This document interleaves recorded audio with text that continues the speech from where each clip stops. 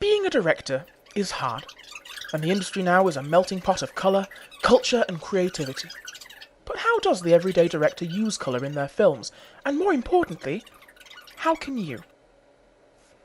This is Andrew, an aspiring director. To demonstrate the use of colour, he will need a camera, a few lights, something colourful, an actor, possibly some catering, and to understand this concept. Andrew, as a human, sees the world in a different way to the camera. Having a brain, he perceives reflected light through a psychological filter that makes things more constant. The camera, however, does not. How does this affect Andrew as a director? Look at this.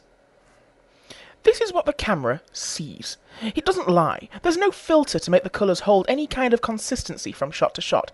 And that's not how humans see things. So it's not a faithful recreation of perception, and it will break your audience from their illusion. How do we fix this problem, I hear you ask? Your answer is simple. White balance. To keep colour consistent as long as your camera can perceive white as white, all other temperatures and hues of colour will be constant. To explain further, I want to show you something called a vectorscope. Here's one. It's a model of colour and a frame of reference for incorporating luminance, temperature, and different intensities of hues.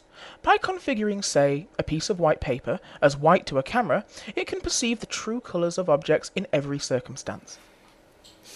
Now that Andrew knows that cameras need to be white balanced, he can set up a shot. But wait! Andrew, you can't film a scene like that. There won't be any colour in it. Why? Because first you need to think about how it's going to be lit. Light is how both our eyes and the camera perceive colour. When light hits an object, some of its energy is absorbed, and it bounces back off into our eyes. How much energy that light retains is translated into its colour, just like in a camera. These lights are not pure white, they are in fact citrus, slightly yellow.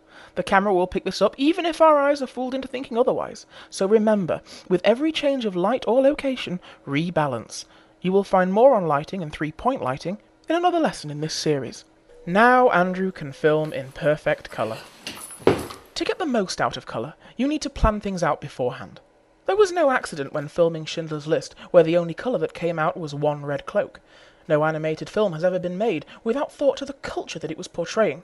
The Hunchback of Notre Dame in medieval France, or the Prince of Egypt in, well, Egypt. So we're going to use this prop. Lovely. Do not forget the mise-en-scène. Be subtle with colour. It can drown a piece or set up your shot. Emphasise it in any way you can. And that's how it's done.